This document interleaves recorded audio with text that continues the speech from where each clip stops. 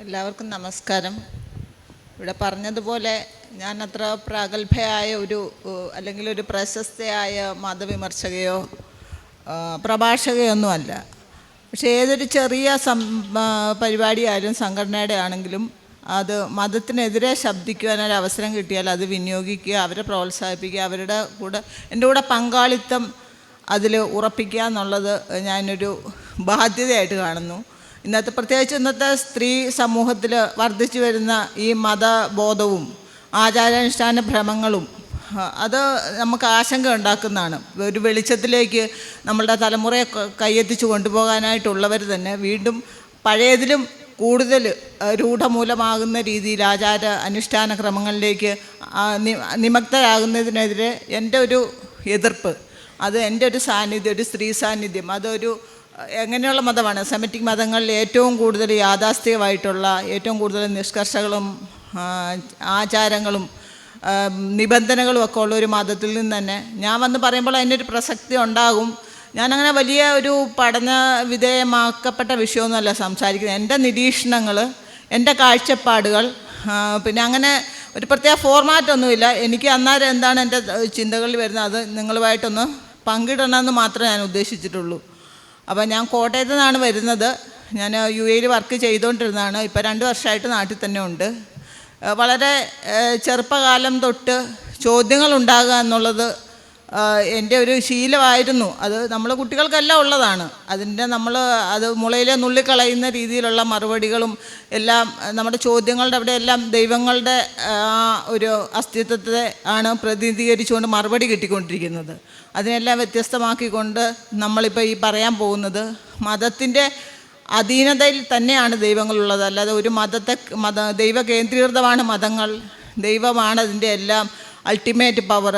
അത് ദൈവത്തിന് മറികടന്നുകൊണ്ട് നിഷ്കർഷിച്ച പോലുള്ള ആചാരങ്ങളും വിശ്വാസങ്ങളുമാണ് നമ്മൾ പിന്തുടരുന്നത് എന്നുള്ളത് സൂക്ഷ്മമായിട്ട് നിരീക്ഷിച്ചാൽ ദൈവം വെറും ബലിമൃഗമോ അല്ലെങ്കിൽ ഒരു കുറ്റിയേൽ കെട്ടിയിട്ട കാളയോ പോലെയാണ്, ചക്ക ആട്ടുന്ന കാളയെ പോലെയാണ്. ഒരു പരിധിക്കുള്ളിൽ, ഒരു ലിമിറ്റേഷനുള്ളിൽ നിന്നുകൊണ്ട് മാത്രം അവർക്ക് അവരുടെ അനുഗ്രഹങ്ങളാകട്ടെ പിന്നെ എല്ലാം ആ മതത്തിൽ വിശ്വസിക്കുന്നവർക്ക് മാത്രം ലിമിറ്റ് ചെയ്തുകൊണ്ടുള്ള വെറും പിന്നെ ഒരു പ്രഭാവത്തിന് പരിധിയുള്ളതാണ് ദൈവസങ്കല്പം. ഇപ്പം ഈ മറ്റുള്ള മതങ്ങളുടെ, സെമിറ്റിക് മതങ്ങളുടെ ആവിർഭാവത്തോടുകൂടി അതല്ലെങ്കിൽ അവയുടെ അധിനിവേശത്തോടുകൂടി നിലവിലുള്ള പ്രദേശങ്ങളിലെ വിശ്വാസങ്ങളും അവരുടെ ആചാരങ്ങളും അവരുടെ ദൈവങ്ങളും നിഷ്പ്രഭമായി പോവുകയും അവിടെ അധികാരവും പവറും പിന്നെ സൈനിക അംഗബലവും ഒക്കെ ഉള്ളവർ തിണ്ണമെടുക്കൊണ്ട് അവരുടെ ദൈവത്തെ അവിടെ ആദാത് രാജ്യങ്ങളിൽ എല്ലാ പ്രദേശങ്ങളിൽ സ്ഥാപിക്കുകയാണ് ചെയ്യുന്നത്. ദൈവം ഒരു സാർവജനീനമായിട്ട് എല്ലാവരിലും ഒരേ പോലെ കാണുന്ന മനുഷ്യരെല്ലാവരെയും ഒരേ ലെവലിൽ കാണുകയും അവർക്ക് ഒരേപോലെ തന്നെ സമാധാനവും സന്തോഷവും സൗഖ്യവും പിന്നെ പ്രദാനം ചെയ്യുന്ന ഒരു സങ്കല്പമല്ല. ഏത് സംസ്കാരത്തിലാണോ അത് ഉയർന്നു വന്നത് ആ പരിധിയിലുള്ളവർക്ക് മാത്രമാണ് ആ ദൈവത്തെ കൊണ്ട് വിശ്വസിക്കാനോ അനുഗ്രഹം കിട്ടുമെന്നോ കരുതുന്നുള്ളൂ. അതിൻ്റെ അപ്പുറത്തുള്ളവർ അത് മുസ്ലിമാകാം, കാഫിറാകാം, മുസ്ലിമിനത് കാഫിറാകാം, ഹിന്ദുവിനത് അഹിന്ദുവാകാം, ക്രൈസ്തവനത് വിജാതീയനോ അക്രൈസ്തവനോ ആകാം. അപ്പോൾ ദൈവങ്ങൾക്ക് പരിമിതികളുണ്ട്. നമ്മൾ കണ്ടെത്തിയിരിക്കുന്ന ദൈവത്തിനെ കുറിച്ചുള്ള നമ്മളുടെ സങ്കല്പത്തിൽ പരിമിതികളില്ലാത്തവനാണ്. പക്ഷേ പരിമിതി ഉള്ളത് ദൈവസങ്കല്പത്തിന് നിരക്കുന്നതല്ല, അത് മനുഷ്യനിർമ്മിതിയാണ്. ആ നിർമ്മിതിക്കുള്ളിൽ നിന്നുകൊണ്ട് ആ ചുറ്റുവട്ടത്തുള്ളവരെ മാത്രം പരിപാലിക്കുകയും അനുഗ്രഹിക്കുകയും ചെയ്യുന്ന ദൈവസങ്കല്പത്തെ എൻ്റെ യുക്തിക്കോ എൻ്റെ ചിന്തകൾക്കോ അത് വഴങ്ങുന്നില്ല, ഡൈജസ്റ്റ് ആകാത്തത് കൊണ്ട് ചോദ്യങ്ങളുണ്ടായിട്ടുണ്ട്. എൻ്റെ ചോദ്യങ്ങൾക്ക് ആദ്യമായിട്ട് സാധ്യതകളുണ്ടായത് എൻ്റെ വീട്ടിൽ നിന്ന് തന്നെയാണ്. എൻ്റെ പിതാവ് വിശ്വാസി ആയിരുന്നില്ല. അത് ഞാൻ പലയിടത്തും പറയുന്നത് എൻ്റെ ബന്ധുക്കൾക്ക്, പ്രത്യേകിച്ച് എൻ്റെ അച്ഛൻ്റെ റിലേറ്റീവ്സിന്, മരുമക്കൾക്കെല്ലാം വളരെ അസ്വസ്ഥത ഉളവാക്കുകയും അവൾ പ്രസംഗിക്കുന്നതും പോരാ, ഞങ്ങളുടെ അങ്കിളിനെ നാണം കെടുത്തുന്നു, പിന്നെ അവിശ്വാസിയാണെന്ന് മരിച്ചു പോയിട്ട് പോലും ശാപം കിട്ടുന്ന രീതിയിൽ ഞാൻ എനിക്കുള്ള കാര്യം സത്യമേ ഞാൻ പറയത്തുള്ളൂ. സത്യമെന്ന് തോന്നുന്നതാണ് നമ്മൾ വിശ്വസിക്കുന്നത്. വാസ്തവത്തിൽ യുക്തിചിന്ത ഒരു സത്യാന്വേഷണത്തിൻ്റെ പാത തന്നെയാണ്. നമ്മൾ മതങ്ങളെ കൂടുതൽ പറഞ്ഞു തന്ന മാത്രം കാര്യങ്ങളല്ലാതെ നമ്മൾ മതങ്ങളിലേക്ക് കൂടുതൽ ചിന്തിക്കുകയോ പഠിക്കുകയോ ആഴങ്ങളിലേക്ക് ഇറങ്ങി ചെല്ലുമ്പോഴോ ചെയ്യുമ്പോൾ അതിൽ അസത്യങ്ങൾ, ഇതൊരു യുക്തിക്ക് നിരക്കുന്നില്ല, നിലവിലുള്ള സത്യത്തോട് നീതി പുലർത്തുന്നില്ല, ധർമ്മത്തോട് നീതി പുലർത്തുന്നില്ല എന്നൊക്കെ കാണുമ്പോൾ നമ്മളിലുള്ള ആ ഒരു മാനവികതയും ധാർമ്മികതയൊക്കെ കൊണ്ട് നമ്മളതിൽ നിന്ന് പിൻവാങ്ങുകയാണ്. അത് ശരിക്കും ഒരു സത്യാന്വേഷിയുടെ പാത തന്നെയാണ് യുക്തിചിന്ത. യുക്തിചിന്തയില്ലാത്ത മനുഷ്യരല്ല, യുക്തിചിന്തയില്ലാതെ ആർക്കും ജീവിക്കാനും സാധ്യമല്ല. അപ്പോൾ ദൈവത്തിൻ്റെ പരിമിതികൾ നമ്മൾ എത്രത്തോളം ഉണ്ടെന്ന് ആരും ആലോചിക്കുന്നില്ല. ചിന്താമണ്ഡലത്തെ ആ രീതിയിലേക്ക് ആഴ്ന്നിറങ്ങാനായിട്ട് അനുവദിക്കുന്നില്ല. കൂടുതൽ നമ്മളെ ബന്ധനത്തിലേക്ക്, ചിന്തകളെ ബന്ധിപ്പിക്കുന്ന രീതിയിൽ ഉള്ള പിന്നെ പഠനങ്ങളും കുടുംബാന്തരീക്ഷവും മാതാപിതാക്കളും എല്ലാം ആ രീതിയിലാകുമ്പോൾ പിന്നീട് എങ്ങനെ ഒരു മാറ്റം സമൂഹത്തിലുണ്ടാകാനാണ്? നമ്മളെപ്പോലെ വേറിട്ട് ചിന്തിക്കാനുള്ള ധൈര്യമുള്ള, അല്ലെങ്കിൽ അങ്ങനെ ചിന്തിച്ചാൽ എനിക്ക് ദൈവത്തിൻ്റെ ഭാഗത്തു നിന്ന് ശിക്ഷയുണ്ടാകുമോ, അല്ലെങ്കിൽ എനിക്ക് എന്തെങ്കിലും അപകടങ്ങൾ സംഭവിക്കുമോ, എൻ്റെ മക്കൾക്ക് എന്തെങ്കിലും സംഭവിക്കും, ഇങ്ങനെയുള്ള ഭയം കൊണ്ടാണ് ഈ മതങ്ങളെല്ലാം മനുഷ്യരുടെ മേലെ ആധിപത്യം നേടിയിരിക്കുന്നത്. ഭയവും പ്രലോഭനങ്ങളും കൊണ്ടാണ് അവരുടെ രാഷ്ട്രീയമായും സാമ്പത്തികമായും പൗരോഹിത്യപരമായും അധികാരവും പദവിയും സുഖലോലുപമായ ജീവിതത്തിനും എല്ലാം വലിയൊരു ഘടകം തന്നെയാണ് ഈ മതവും ദൈവവും. ആ ദൈവത്തെ അവരങ്ങനെ ദുരുപയോഗപ്പെടുത്തുന്നതുകൊണ്ടാണ് ദൈവം മതത്തിൻ്റെ ഒരു ബലിയാടാണ്, ബലിമൃഗമാണ്. അത് നിർഗുണമായ, നിഷ്പ്രഭമായ, നിഷ്ക്രിയമായ ഒരു സാങ്കല്പിക പ്രതിഭാസം മാത്രമാണെന്നുള്ളതിൻ്റെ തെളിവുകളാണ് നമ്മൾ അനുദിനം കാണുന്ന വാർത്തകൾ. അത് ഇപ്പോൾ ഒരു മദ്രസയെന്നാകട്ടെ, ദൈവത്തിൻ്റെ വേദഗ്രന്ഥമുണ്ട്, പരിപാവനമാണെന്ന് കരുതുന്ന ഒരു മക്കളെ മതബോധവും ദൈവവിശ്വാസവും ധാർമ്മികതയും പഠിപ്പിക്കുന്ന അധ്യാപകരുടെ ഭാഗത്തു നിന്ന് പോലും, അതായത് ഈ മതഗ്രന്ഥങ്ങളെല്ലാം നന്നായിട്ട് കാണാതെ പഠിച്ച് അതിൻ്റെ പ്രകീർത്തനങ്ങളും അതിൻ്റെ എല്ലാ ഗുണവശങ്ങളും സ്വർഗ പ്രലോഭനങ്ങളും ഒക്കെ പഠിപ്പിക്കുന്നവരും അവർ ഈ ഗ്രന്ഥം ഇരിക്കുന്ന അല്ലെങ്കിൽ ദൈവത്തെ വിളിക്കുന്ന ആ പരിശുദ്ധമെന്ന് കരുതുന്ന ആരാധനാലയത്തിൽ വെച്ച് കാണിക്കുന്നത്. അത് ക്രൈസ്തവ ദേവാലയങ്ങളിലെ അച്ഛന്മാരായിക്കോട്ടെ, പൂജാരി ആയിക്കോട്ടെ, പൂജാരിക്കുന്ന സാധ്യത കുറവാണ്. ഈ എല്ലാ ഡെയിലിയും ഇസ്ലാം വിശ്വാസികൾ മക്കളെ വിടുന്ന പോലെ ആരും വിടാത്തത് കൊണ്ട് അവിടെ സാധ്യത കുറഞ്ഞതുകൊണ്ടാണ് അവിടുത്തെ കേസുകളും കുറയുന്നത്. അപ്പം ഇങ്ങനെയുള്ളവർ തന്നെ, വിശ്വസിക്കുന്ന ആളുകൾ തന്നെ എന്തെല്ലാം അധാർമികത ചെയ്യുന്നു. ആ അധാർമികതയ്ക്ക് അവരെ കുറ്റവാളികളെ നിയമത്തിന് മുമ്പിൽ കൊണ്ടുവരാതെ അവരെ സംരക്ഷിക്കുന്നു. അവർക്ക് എത്ര കോടികൾ വേണമെങ്കിലും, സിസ്റ്റർ അഭയുടെ കേസൊക്കെ നമുക്കറിയാം. അവിടെ ആരുടെ കൂടെയാണ് ശരിക്കും ഒരു ദൈവവിശ്വാസി ധാർമ്മികതയുള്ളവനാണ് നിൽക്കേണ്ടത്? ഒരു സഭ തന്നെ അവരെ വെള്ളപൂശാനും രക്ഷപ്പെടുത്താനും 500 കോടിയോളം രൂപയാണ് ചെലവിട്ട് ആ കേസിൽ ആ പെൺകുട്ടിയുടെ കൊലപാതകം ഒന്നും അല്ലാതാക്കി തീർത്തത്. അവർ പ്രതികളെ രക്ഷപ്പെടാൻ വേണ്ടി ചെയ്യാവുന്നതെല്ലാം സഭയുടെ ഭാഗത്തുനിന്ന് ചെയ്യുന്നു. അതുപോലെ തന്നെ ഫ്രാങ്കോ, റോബിൻ, ഇവരൊക്കെ ചെയ്യുന്നത്, മദ്രസയിലെ ഉസ്താദന്മാർ, പള്ളിയിലെ ക്ഷേത്രങ്ങളിലെ പൂജാരിമാർ, ഇവരൊക്കെ ചെയ്യുന്ന അധാർമികത എന്താണ്? ഇവർ ഉദ്ദേശിക്കുന്ന ധാർമ്മികത ഇത് മറ്റുള്ളവരെ പഠിപ്പിക്കാൻ മാത്രമുള്ളതാണ്, അവർക്ക് പാലിക്കാൻ നിർബന്ധമില്ലേ? അങ്ങനെയൊക്കെ ഉള്ളപ്പോൾ ഈ ദൈവം അവിടെ നിഷ്ക്രിയനായിട്ടിരിക്കുകയാണ്. ഒരു പ്രശ്നം ഉണ്ടാകുന്നില്ല. എൻ്റെ ആരാധനാലയത്തിൽ ഇത്ര വൃത്തികേട് ചെയ്യുന്നവർ അവിടെ വീണ്ടും വാഴുകയാണ്. പിടിക്കപ്പെട്ടില്ലെങ്കിൽ, പരാതി കൊടുത്തില്ലെങ്കിൽ, അല്ല ഒത്തുതീർപ്പാക്കിയെങ്കിലും വീണ്ടും ആ കാപാലികർ അവിടെ തുടരുകയാണ്. അവരുടെ പള്ളിയിലെ കത്തോലിക്ക സഭയിലാകട്ടെ, മദ്രസയിലെ ടീച്ചേഴ്സ് ആകട്ടെ, അവരവിടെ തന്നെ വീണ്ടും തുടരും. ആരും പരാതിയെല്ലാം തമസ്കരിക്കപ്പെടുകയാണ് കൂടുതലും ചെയ്യുന്നത്. അപ്പോൾ അങ്ങനെയൊക്കെ ഉള്ളപ്പോഴും ദൈവത്തിൻ്റെ പ്രഭാവം നമ്മൾ കാണുന്നില്ല ഒരിടത്തും.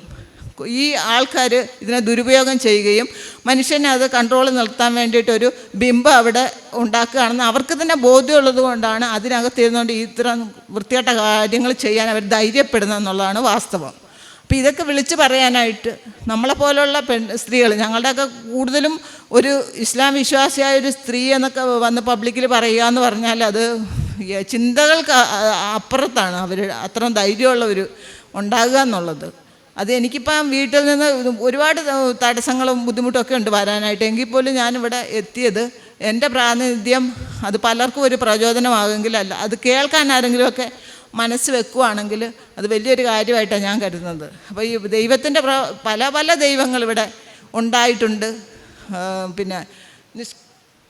നിഷ്ക്രിയമായി പോയിട്ടുണ്ട്, മൺമറഞ്ഞു പോയിട്ടുണ്ട് ഒരുപാട് ദൈവസങ്കല്പങ്ങൾ. അതുപോലെ തന്നെയുള്ളൂ നമ്മുടെ ഇത് അധീശത്വമുള്ള അധീനതയുള്ള അധികാരമുള്ളവർ നിലനിർത്തിക്കൊണ്ട് പോകുന്നിടം വരെയുള്ളൂ ഇവയ്ക്കൊക്കെ ആയുസുള്ളൂ. ഇത് മനുഷ്യനുണ്ടെങ്കിൽ മാത്രമേ ഈ വിശ്വാസങ്ങൾ, മനുഷ്യ കേന്ദ്രീകൃതമാണ് ഈ ദൈവത്തിൻ്റെ നിലനിൽപ്പ്. മനുഷ്യൻ ഉപേക്ഷിക്കുന്ന അന്ന് ഈ ദൈവങ്ങൾ അപ്രസക്തമാകും. അവർ വേറെ ഒരു ദൈവത്തിലേക്ക് കൺവേർട്ട് ചെയ്യപ്പെടുമ്പോഴും പഴയ ദൈവം അപ്രസക്തമാകും. അതിൻ്റെ ഉദാഹരണമാണ് ഇപ്പം ബാബറി മസ്ജിദ് തന്നെ. അതും അള്ളാഹുവിൻ്റെ ഒരു ആലയമായിരുന്നു. അവിടെ ഇപ്പം സംഘികൾ അത് തകർത്ത് അവിടെ രാമനെ പ്രതിഷ്ഠിച്ചു. അപ്പോൾ ഏതോ ഒരു സർവശക്തനായ ഒരു ദൈവം അവിടെ നിഷ്ക്രിയനായിപ്പോയി, അള്ളാഹു അവിടെ നിഷ്ക്രിയനായിപ്പോയി. ബാബർ രാമൻ്റെ ജന്മഭൂമിയിൽ അവിടുത്തെ ക്ഷേത്രം നശിപ്പിച്ചപ്പോൾ രാമനും നിഷ്ക്രിയനായിപ്പോയി. 500 വർഷത്തോളം മിച്ചം വർഷത്തോളം വേണ്ടി വന്നു വീണ്ടും രാമന് അവിടെ ഒരു സ്വന്തം കിടപ്പാടം അവിടെ കിട്ടാൻ വേണ്ടിയിട്ട്. അപ്പോൾ ഈ ദൈവങ്ങളുടെ എല്ലാം കഴിവ് നമ്മളിങ്ങനെ വെറുതെ ചിന്തിച്ചാൽ മതി. അതിന് വലിയൊരു പഠനമോ പിന്നെ അറിവോ ഒന്നും വേണ്ട. സാധാരണ ചിന്തകൾ കൊണ്ട് മാത്രം നമുക്കിതെല്ലാം വ്യതിരക്തമായിട്ട് തിരിഞ്ഞു വരും. അതിന് പോലും ആരും മനസ്സ് വയ്ക്കാത്തത്, അല്ലെങ്കിൽ ഈ പറഞ്ഞ വിശ്വാസങ്ങളിലൊക്കെ വീണ്ടും വീണ്ടും മക്കളെ കൂടെ തളയ്ക്കപ്പെടുന്നത്. എന്നിട്ട് ഈ സമൂഹം എങ്ങോട്ടാണ് പോകുന്നത്? ഇത്രയേറെ വിശ്വാസികളുള്ള ഈ സമൂഹം അധപ്പതനത്തിലേക്കാണ് പോകുന്നത്. ഈ രാഷ്ട്രീയപരമായിട്ടും മതപരമായിട്ടും വർഗീയപരമായിട്ടും എവിടെയും മതത്തിൻ്റെ അസ്ക്യതയാണ്.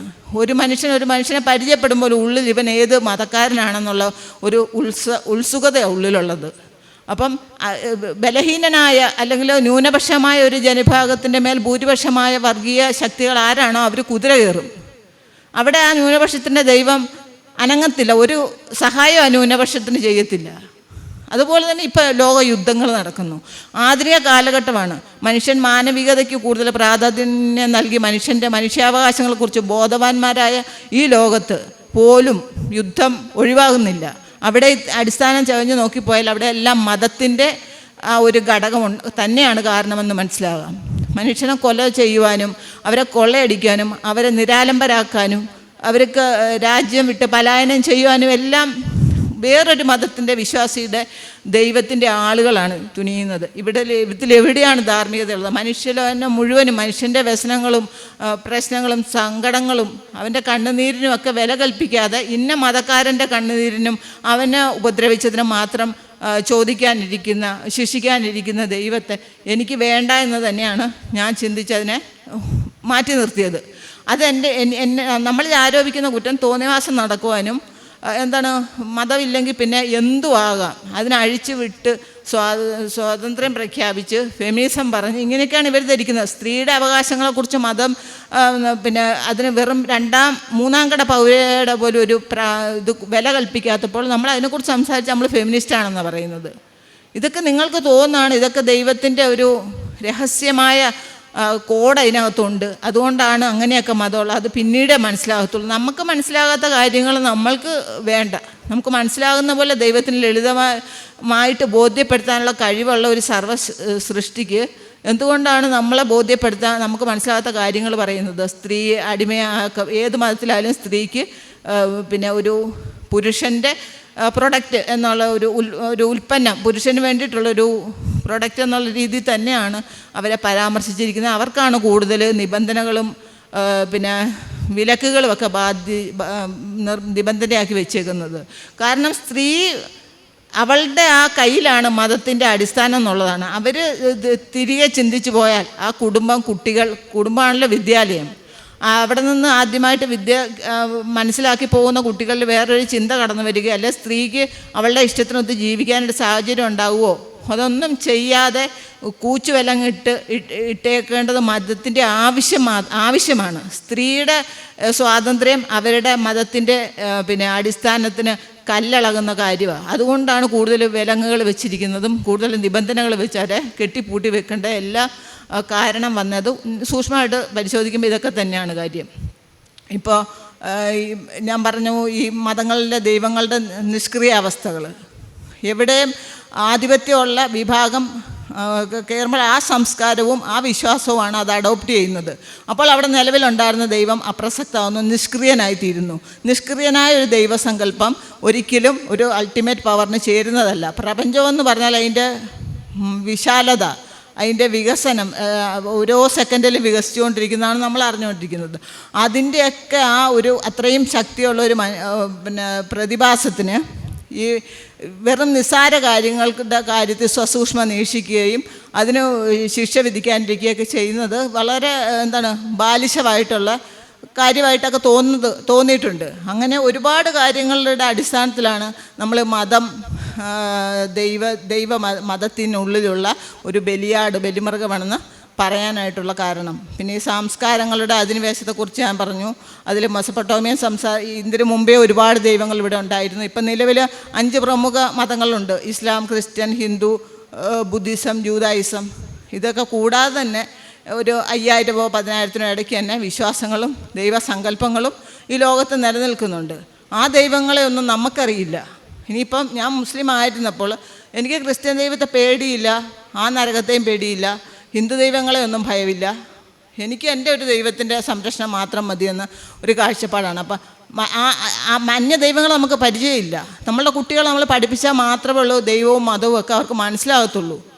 അവരെ പഠിപ്പിച്ചുകൊണ്ട് വരണം, ദൈവത്തെ പരിചയപ്പെടുത്തി കൊടുക്കണം. അല്ലെങ്കിൽ ആ ദൈവം അവിടെ ശൂന്യമാണ്, ഒരു ബ്ലാങ്ക് ആയിട്ട് കിടക്കും കുട്ടികളുടെ മെമ്മറിയിൽ. അവരെ പഠിപ്പിച്ചത് കൊണ്ട് മാത്രമാണ് ഇത് കണ്ടിന്യൂ ചെയ്തു പോകുന്നത്. അത് ആചാരങ്ങളും അതിൻ്റെ ക്രിയകളും എല്ലാം നടത്തിക്കൊണ്ട് പോയി സൂക്ഷിക്കുന്നത് കൊണ്ട് മാത്രം മനുഷ്യൻ്റെ ഒരു സഹായത്തോടെയാണ് ദൈവം നിലനിൽക്കുന്നത്. അതാണ് എൻ്റെ ആദ്യത്തെ ആയിട്ട് പറയാനുള്ളൊരു കാര്യം. പിന്നെ ഇസ്ലാമിലെ ദൈവത്തിലുള്ളത് സങ്കല്പം. അടിമസങ്കല്പത്തെക്കുറിച്ച് ഏകദേശം എല്ലാവരും, പ്രഗത്ഭരായ പല വിമർശകരും ഉണ്ട്. ജബ്ബാർ മാഷുണ്ട്, ലിയാഖത്ത് അലിയുണ്ട്, ആരിഫുണ്ട്, അങ്ങനെയുള്ളവരൊക്കെ പറഞ്ഞ് അവരുടെയൊക്കെ കേൾക്കുന്നതായിരിക്കും നിങ്ങളും. അതുകൊണ്ട് ഞാൻ അതിനെക്കുറിച്ച് വിശദമായിട്ട് പറഞ്ഞില്ലല്ലോ, ഒന്ന് പരാമർശിച്ച് പോകാവുന്നേ ഉള്ളൂ. അടിമ വ്യവസ്ഥ തന്നെ ഒരു മാനവികതയ്ക്ക് ചേർന്ന ഒരു കാര്യമേ അല്ല. നമ്മൾക്കതിൻ്റെ ഒന്നും ഇപ്പം ഇന്നത്തെ കാലത്ത് അത് ദൃശ്യമായിട്ടോ അനുഭവത്തിലൊന്നും വരാത്തത് കൊണ്ട് അതിനെക്കുറിച്ചുള്ള ഗൗരവം കുറഞ്ഞിരിക്കും. ഒരു കഥ കേൾക്കുന്നത് പോലെയുള്ളൂ. പക്ഷേ അത് അനുഭവിച്ച് കടന്നുപോയ ജനതതി, അവരുടെ വികാരങ്ങൾ, അവരുടെ അവകാശങ്ങൾ, അവരുടെ ബുദ്ധിമുട്ടുകൾ, ഇതൊന്നും നമുക്ക് മനസ്സിലാകത്തില്ല. ഭാര്യയും ഭർത്താവും കുടുംബമായിട്ട് കഴിഞ്ഞിരിക്കുന്നവർ, അല്ലെ ഗർഭിണിയായിരിക്കുന്ന സ്ത്രീയെ ആ കുടുംബത്തിൽ നിന്ന് പറിച്ചു മാറ്റി വേറൊരു ആൾ വിലയ്ക്ക് വാങ്ങുന്നു. ഇവിടുന്ന് ഭർത്താവിനെ വേറെ ആൾ കൊണ്ടുപോകുന്നു, കുട്ടികളെ വേറെ ആൾക്കാർ കൊണ്ടുപോകുന്നു. അവരുടെ വികാരങ്ങൾക്ക്, അവരുടെ സങ്കടങ്ങൾക്ക് ഒന്നും ഒരു വില കൽപ്പിക്കുന്നില്ല. അതൊരു ദൈവസങ്കല്പത്തിൽ നിരക്കുന്നില്ല. അതുപോലെ തന്നെ ബ്രഹ്മാവിൻ്റെ സൃഷ്ടിയാണല്ലോ ഈ ചാതുർവർണ്ണ്യം. ദൈവത്തിൻ്റെ സൃഷ്ടിയാണ്, ദൈവമാണ് അതിൻ്റെ സംവിധായകൻ. മുഖത്ത് നിന്ന് അറിയാം എല്ലാവർക്കും, ചാതുർവർണ്ണ്യം മമ സൃഷ്ടം എന്നുള്ളത് ഒരു ശ്ലോകം. അതിൽ കർമ്മ വിഭാഗശ എന്നല്ലേ പറയുന്നത്, അതെ. അപ്പോൾ അതിൽ പോലും ഈ ഓരോ കർമ്മവും ജോലിയും വെച്ച്, ഗുണവും വെച്ചാണ് മനുഷ്യനെ വേർതിരിക്കുന്നത്. ദൈവത്തിൻ്റെ ആ വേർതിരിവ്, അങ്ങനെ ഒരു ദൈവം മനുഷ്യനെ വേർതിരിക്കുകയാണ്. മുഖത്തിൽ നിന്നുണ്ടാകുക, ചെസ്റ്റിൽ നിന്ന് വരിക, നാഭിയിൽ നിന്ന് വരിക, പാദത്തിൽ നിന്ന് വരിക. ഇതിന് വെളിയിലുള്ള ആളുകൾ, അത് ഇപ്പോൾ പറഞ്ഞതുപോലെ രാമസ്വാമി തന്തൈ പെരിയോർ പറഞ്ഞതുപോലെ, ബാക്കിയുള്ളവർ എവിടെ നിന്നുണ്ടായി എന്ന് ചോദിച്ചപ്പോൾ ബാക്കിയുള്ളവർ അവരുടെ അച്ഛനും അമ്മയ്ക്കും ഉണ്ടായി എന്നാണ്. പക്ഷെ അതല്ലല്ലോ, ആ ചോദ്യചിഹ്നമാണ്. ആ ദൈവം അല്ല ഇവരുണ്ടാക്കിയെങ്കിൽ ഇവരുടെ ദൈവം പിന്നെ ആര്? ആ ദൈവത്തിനപ്പോൾ ഇവർ ബാധകം, അല്ലെങ്കിൽ ഇവരെ സൃഷ്ടിച്ച വേറെ ദൈവമുണ്ടോ? അവരോട് കരുണയും ആർദ്രതയും ഇല്ലാതെ അടിമകളുടെ വ്യവസ്ഥയുടെ വേറൊരു രൂപം തന്നെയാണ് ചാതുർവർണ്ണ്യ വ്യവസ്ഥിതിയും. അതുകൊണ്ടാണ് ഇപ്പോൾ ശശികല പറഞ്ഞ് ഇപ്പോൾ ഇവിടെ പരാമർശിച്ച് പോയ കാര്യങ്ങളൊക്കെ വേടന് പറഞ്ഞ പണി ചെയ്താൽ മതി, വേടന് പാടാനായിട്ട് വേറെ റാപ്പ് പാടണ്ട എന്നൊക്കെ പറയുന്നത് ഈ ഒരു കാര്യത്തിൻ്റെ അടിസ്ഥാനത്തിലാണ്. അതായത് മനുവിലുള്ള ഈ ചാതുർവർണ്ണ്യ വ്യവസ്ഥിതി ഇവിടെ സംജാതമാക്കാൻ വേണ്ടി ഈ പറയുന്ന അവർണവരിൽപ്പെട്ടവർ പോലും ഇപ്പം അവർക്ക് വേണ്ടിയിട്ട് പണിയെടുക്കുന്നുണ്ടെന്നുള്ളതാണ് ഏറ്റവും ഖേദകരമായ കാര്യം. അവരറിയുന്നില്ല എന്താണ് അവർക്ക് തന്നെ വിനയാകുന്നൊരു കാര്യത്തിന് വേണ്ടി കൂട്ടുനിൽക്കുകയാണെന്നും അവരെ ഇവിടെ കേരളത്തിൽ ആ ഒരു ആദർശം, അല്ല ആ ഒരു കാഴ്ചപ്പാട്, രാഷ്ട്രീയം കൂടെ ഇവിടെ കൊണ്ടുവരുവാനും തത്രപ്പെടുന്നത്. അതിനൊക്കെ നിയന്ത്രണം ഉണ്ടാക്കിയത് മനുഷ്യൻ്റെ ചിന്തകളിലേക്ക് അതെല്ലാം ഇട്ട് തന്നത് ശ്രീനാരായണ ഗുരു, അതുപോലെ തമിഴ്നാട്ടിൽ തന്തൈ പെരിയോർ. ഇതൊക്കെ കൊണ്ടാണ് തമിഴ്നാട്ടിലും കേരളത്തിലും ഒന്നും ഈ വർഗീയ രാഷ്ട്രീയത്തിന് അത്രയും വേര് പിടിക്കാൻ പറ്റാത്തത്. ഇവിടെ നിങ്ങളൊക്കെ ഈ ഹിന്ദു സ്ത്രീകൾ, ഇപ്പോൾ ഈഴവർ, നമ്മളുടെ അടുത്തൊക്കെ ഉള്ള SC ST പെട്ടവർ അവരെല്ലാം ഭയങ്കര ഭക്തകളാണ്. രാവിലെ അമ്പലത്തിൽ പോകുന്നതാണ്, വൈകുന്നേരം പോകുന്നതാണ്. ഇവരറിയുന്നില്ല അവരുടെ മുത്തശ്ശി അനുഭവിച്ചത് അമ്പലത്തിൻ്റെ വഴിക്കൂടെ പോകാൻ പറ്റില്ല. ഒക്കെ ദൈവങ്ങൾ ഒരിടത്തും വെളിപാടുണ്ടാക്കിയിട്ട് പറയുകയല്ലായിരുന്നു. എൻ്റെ മക്കൾ തന്നെയാണ് അവർ വരുന്നത്, നിങ്ങൾ തടയരുതെന്ന്. ഒരു വെളിപാട് വന്നില്ല, ഒരു ദേവപ്രശ്നം വെച്ച് ഇപ്പോൾ പറഞ്ഞ് കണ്ടുപിടിക്കപ്പെട്ടിട്ടില്ല, പറയപ്പെട്ടിട്ടില്ല. ഇതൊക്കെ സമരം ചെയ്ത് തന്നെ നേടിയെടുത്തതാണ് ഈ അവകാശങ്ങൾ. നിങ്ങളെ കണ്ടാൽ പോലും അശുദ്ധിയാകുന്ന, ചൈതന്യത്തിന് കോട്ടം വരുത്തുന്ന ഒരു പ്രതിഭാസമെന്ന് സങ്കല്പമെന്ന് വിശ്വസിക്കുന്ന ദൈവത്തിനെ നിങ്ങൾ എന്തിനാണ് ആരാധിക്കുന്നത്? മെക്കിട്ട് കയറി ചെന്ന് വലിഞ്ഞു കയറി ചെന്നിട്ട് ഞങ്ങൾക്ക് അനുഗ്രഹം തന്നു. നിങ്ങളെ കാണുന്നത് തന്നെ ശുദ്ധികലശം നടത്തേണ്ട കാലം ഉണ്ടായിരുന്നു. നിങ്ങൾ സമരം ചെയ്താണ് ആ വഴി കൂടെ പോലും നടക്കാനായിട്ട് അവകാശം കിട്ടിയത്. അതൊക്കെ ഈ അടുത്ത കാലത്താണ്, 100 വർഷമാകാൻ പോകുന്നതേ ഉള്ളൂ. 603 ദിവസങ്ങൾ സമരം ചെയ്തിട്ടുണ്ട് വൈക്കം ക്ഷേത്രത്തിൻ്റെ പൊതുവഴി കൂടെ നടക്കാൻ വേണ്ടിയിട്ട്. അവിടെ വൈശ്യനായ ഗാന്ധിജിക്ക് പോലും അയിത്തം കൽപ്പിച്ചിട്ടുണ്ട്. കാരണം അയിത്ത ജാതിക്കാരുമായിട്ട് ഇടപെട്ടു, സമരത്തിൻ്റെ ഭാഗമായിട്ടും അല്ലാതെയും. അത് തന്നെയല്ല ത്രൈവർണികത്തിൽപ്പെട്ട, ചാതുർവർണ്ണത്തിൽ തന്നെ ത്രൈവർണികത്തിൽപ്പെട്ട വൈശ്യനാണ് മഹാത്മാഗാന്ധി. ആ മഹാത്മാഗാന്ധിക്ക് പോലും ഇണ്ടംതുരുത്തി മനയിൽ പ്രവേശനം കൊടുത്തിട്ടില്ല. അങ്ങനെയൊക്കെ ഉള്ളിടത്ത് ഇപ്പം ഈ ദൈവങ്ങളുടെ അനുഗ്രഹം കിട്ടുമെന്നും പറഞ്ഞിട്ട്, ഈ ദൈവങ്ങളൊക്കെ ആരുടെയാണ്? സവർണൻ്റെ ദൈവങ്ങളാണ്. സവർണൻ ഹൈജാക്ക് ചെയ്ത ദൈവങ്ങളും ഉണ്ട്. ശൈവ സങ്കല്പങ്ങൾ ബ്രാഹ്മണ്യത്തിന് ചേർന്നതല്ല. ശിവന് നിവേദ്യമായിട്ട് മദ്യം കൊടുക്കാറുണ്ട്. ശിവൻ ചൂടലേ കിടന്ന് നൃത്തം ചെയ്യുന്ന ആളാണ്. ശിവന് വേറെ എന്തൊക്കെയോ അവരുടെ നോട്ടത്തിൽ മാംസ ബലി ഒക്കെ കൊടുത്തുകൊണ്ടിരുന്ന ആളാണ്. അത് ബ്രാഹ്മണ്യത്തിൻ്റെ ഒരു ദർശനത്തിന് നിരക്കുന്നതല്ല. അങ്ങനെയുള്ള ശൈവ ക്ഷേത്രങ്ങളും ശൈവ ആരാധന പോലും ആര് ഹൈജാക്ക് ചെയ്തു? ബ്രാഹ്മണ്യം ഹൈജാക്ക് ചെയ്തു. അവിടെ പോലും ഇവർക്കൊരു പൂജാരി ആകാനോ, എന്തിനും പൂജാരി അല്ല കഴകക്കാരനാകാനോ പോലും സമ്മതിക്കുന്നില്ല ഇപ്പോഴും ഈ വ്യവസ്ഥ. ഇപ്പോഴും പറയും വ്യവസ്ഥയൊന്നുമില്ല, ഇതൊക്കെ കഴിഞ്ഞു പോയി, നിങ്ങളൊക്കെ പറഞ്ഞു പരത്തുന്നതാണ് നിങ്ങളുടെ താല്പര്യങ്ങൾ ഹിന്ദു ഒന്നാകുന്നതിനെതിരായിട്ട്. എന്തുകൊണ്ടാണ് ഈ കൂടൽമാണിക്യം ക്ഷേത്രത്തിൽ പോലും ഒരു കഴകക്കാരനായിട്ടൊരു അവർണ ജാതിയുള്ള അല്ലെങ്കിൽ പിന്നോക്ക വിഭാഗക്കാരൻ അവർ കൊടുക്കാത്ത? കഴകക്കാരൻ എന്ന് പറഞ്ഞാൽ എന്തോ പൂജയായിട്ട് നേരിട്ട് ബന്ധമില്ലെന്നാണ് തോന്നുന്നത്. ഈ പൂജാ സാമഗ്രികളെല്ലാം ശരിയാക്കി കൊടുക്കുക, പൂജാ പാത്രങ്ങളും കഴുകുക, മാല ഒരുക്കുക, ക്ഷേത്രം തുറന്നു കൊടുക്കുക, അടയ്ക്കുക, ഇതൊക്കെ എങ്ങാണ്ടാണ് കഴകക്കാരൻ്റെ ജോലി. അതിന് പോലും അവൻ യോഗ്യനല്ല. അങ്ങനെയുള്ള ദൈവങ്ങൾക്ക് വേണ്ടിയിട്ടാണ് ഇവർ ഗുരുവായൂർ കൊണ്ടുപോയി സ്വർണം കൊടുക്കുന്നു, താർ ജീപ്പ് കൊടുക്കുന്നു, സ്കൂട്ടർ 2 വീലർ കൊടുക്കുന്നു ഗുരുവായൂരപ്പന്. ഇതൊക്കെ ചകഞ്ഞ് നോക്കിയാൽ ഇതിൻ്റെയൊക്കെ പുറകിലുള്ളത് ഈ അമ്പലത്തിൽ പോലും പണ്ട് കയറ്റാത്ത, ഇപ്പോഴും ആ അമ്പലത്തിൽ ദൈവത്തെ പൂജിക്കാൻ അനുവദിക്കാത്ത ദൈവങ്ങൾക്ക് വേണ്ടിയാണെന്ന് ചിന്തിക്കുമ്പോൾ എത്രത്തോളം മനുഷ്യൻ്റെ ചിന്താശേഷി പരിഹാസ്യമാകുന്നു എന്ന് നമ്മൾ ആലോചിക്കേണ്ടതുണ്ട്. ഇസ്ലാമിൻ്റെ കാര്യത്തിലുള്ള കാര്യങ്ങളിലേക്ക് വന്നെങ്കിൽ ദൈവം പല കാര്യങ്ങളിലും ഒരു കാര്യസ്ഥൻ്റെ റോളിലേക്ക് തരം താഴ്ന്നു കാണുന്നു. അത് ഈ പറഞ്ഞ പോലെ ദൈവസങ്കല്പത്തിന് വിഘാതമാണ്. നമ്മൾ കരുതുന്ന ഒരു ദൈവസങ്കല്പത്തിന് വിഘാതമാണ്. ഒരു പ്രവാചകൻ്റെ താല്പര്യങ്ങൾക്ക് വേണ്ടി ദൈവം ഒരു കാര്യസ്ഥനെ പോലെ ചാരുകസേരയിൽ ഫ്രണ്ടിൽ ഇരിക്കുക, അവിടെ ആരൊക്കെ വരണം, ആരൊക്കെ പോകണം, ആരൊക്കെ എപ്പോൾ പോകണം എന്നുള്ള നിർദ്ദേശങ്ങൾ ആ സമയങ്ങളിൽ ഇറക്കുകയാണ്. അതായത് നബിയുടെ ഒരു വിവാഹ സമയത്ത്, അതൊക്കെ ജബ്ബാർ മാഷൊക്കെ ഒരുപാട് പറഞ്ഞിട്ടുണ്ട്, ആവർത്തനം തോന്നും ഞാൻ പറയുമ്പോൾ, കേൾക്കാത്തവർക്ക് മാത്രമേ ഉള്ളൊരു കൗതുകം ഉണ്ടാകത്തുള്ളൂ. പിന്നെ പുതുതായിട്ട് കേൾക്കുന്ന വല്ലവരും ഉണ്ടെങ്കിൽ അവർക്ക് വേണ്ടിയിട്ടൂടെ എൻ്റെതായ രീതിയിൽ പറയാം. അപ്പോൾ ദൈവത്തിന് താല്പര്യം പ്രവാചകൻ്റെ താല്പര്യങ്ങളെ സംരക്ഷിക്കാനാണ്. അല്ലാതെ ഈ മഹാപ്രപഞ്ചത്തിൻ്റെയും ഇവിടെയുള്ള മാനവ കുലത്തിൻ്റെയും രക്ഷയ്ക്കോ അവരുടെ പൊതു ജീവിത സൗഖ്യത്തിനോ സമാധാനത്തിനോ ഉള്ള വഴികളല്ല പറയുന്നത്. ഒരു ആത്യന്തികമായിട്ടുള്ള ഒരു കിതാബിൽ ഇനി വേറെ വരാനില്ല, അവസാനത്താണ്, എന്നേക്കുമായിട്ട് അത് ക്ലോസ് ചെയ്തു പോയി. അപ്പോൾ അങ്ങനെയുള്ള ബുക്കിൽ പോലും ഒരു പ്രവാചകൻ്റെ വീട്ടുകാര്യങ്ങളെക്കുറിച്ച് നിഷ്കർഷിക്കുക, അവിടെ ഈ കുറച്ച് സമയം വെയിറ്റ് ചെയ്യുന്നവരോട് പോകാൻ വേണ്ടിയിട്ട് ദൈവം തന്നെ പറയുക, ആ രീതിയിലേക്ക് ദൈവത്തിനെ അധപ്പതിപ്പിക്കുമ്പോൾ നമുക്ക് സംശയം ഉണ്ടാകുന്നുണ്ട്. ദൈവത്തിന് നേർച്ച കൊടുക്കുമ്പം, പൈസ കൊടുക്കുമ്പം, അല്ലെ അതിനു വേണ്ടിയിട്ട് ഓരോ ബലി കൊടുക്കുമ്പം ഇതൊക്കെ നമ്മൾക്ക് ചോദ്യങ്ങൾ വരികയാണ്. ബലിയെന്ന് പറഞ്ഞാൽ എന്താണ്? ഒരു സാക്രിഫൈസാണ്, ഒരു മനുഷ്യൻ്റെ ഏതെങ്കിലും ജീവിയുടെ രക്തം.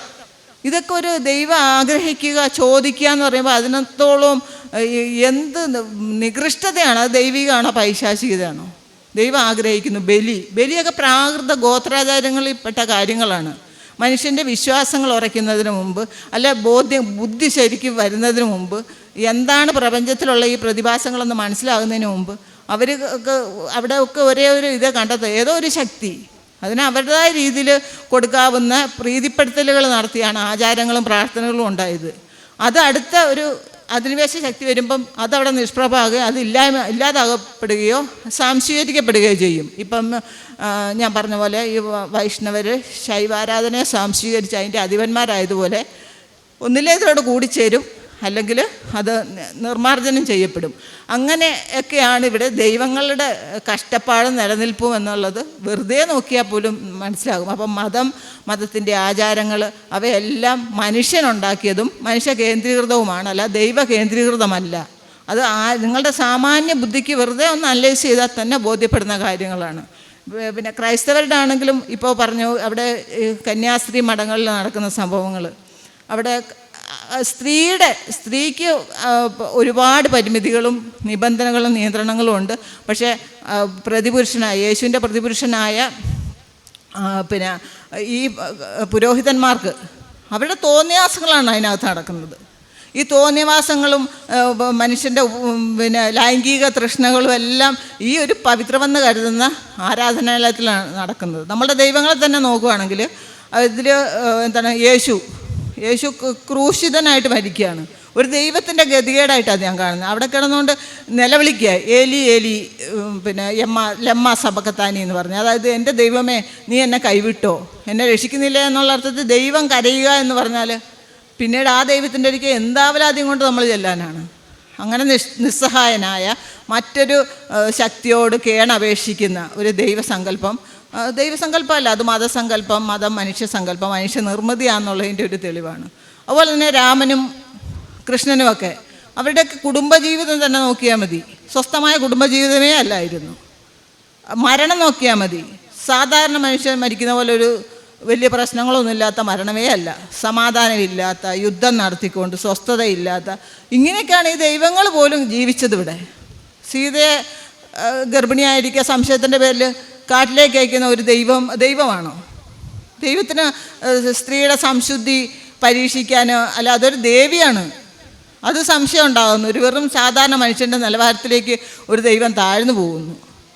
അപ്പോഴൊക്കെ നമ്മൾ ചോദിക്കണം, ഇപ്പം ഇന്ത്യയുടെ ദേശീയ ദൈവമായിട്ടാണ് രാമനെ കണക്ക്. രാമൻ മര്യാദാ പുരുഷോത്തമനാണ്.